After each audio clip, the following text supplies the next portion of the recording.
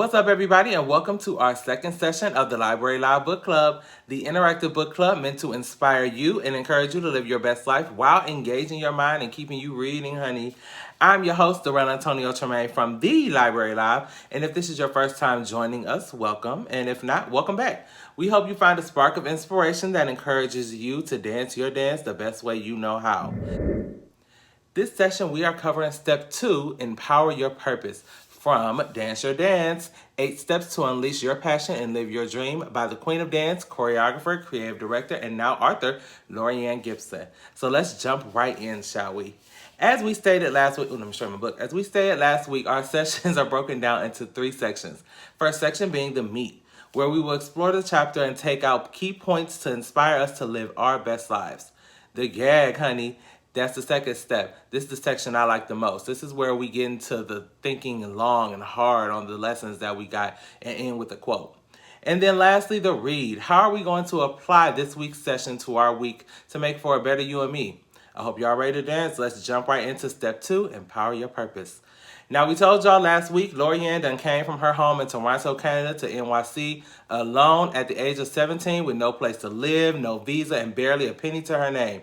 Laurieann began to navigate the big city with something a little more valuable than all of the above, and that's her dreams.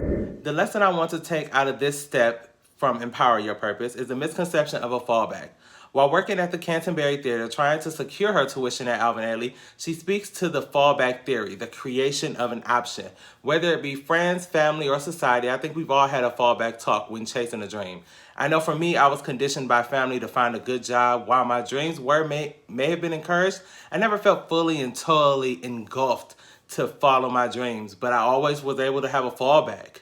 If you always have that notion in the back of your mind of what if it doesn't work out, it'll never work out. You've already created that negative space in your mind, and your dream can't be recognized. It's clouded by your judgment. During my years as a professional dancer, right out of college, there were times I didn't know if it was going to be the rent or food. So I think if I fully immersed myself in my dream and trained and sustained, more on that later, I would have been a little more satisfied with the end results. There was a point when Laurieann had to meet with her foreign officer, Sarah, at Alvin Ailey, and she was sure this discussion would end with her being shipped back to Canada due to her short-term visa expiring. There was a divine intervention that took place immediately before her meeting, though. Sarah got fired, girl. The universe works in mysterious ways, and just like that, she had a little more time to get her ducks in a row. Now, let's get into this week's gag.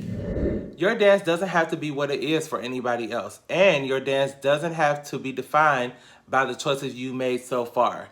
Have you been persuaded into doing something based on someone else's fear?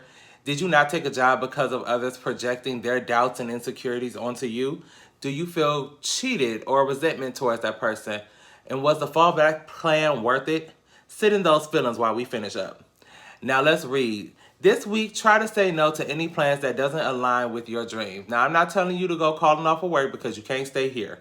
But this week, let's practice not compromising our dreams for the fallback. I hope you enjoyed this week's lesson at the Library Live Book Club, and Dance Your Dance is available right now wherever books are sold. Next week, we will explore Laurieann's introduction to hip-hop and how it will change her perspective indefinitely. I love you guys for watching. We will see you next Friday, 6 p.m., right here on the Library Live Book Club. Peace.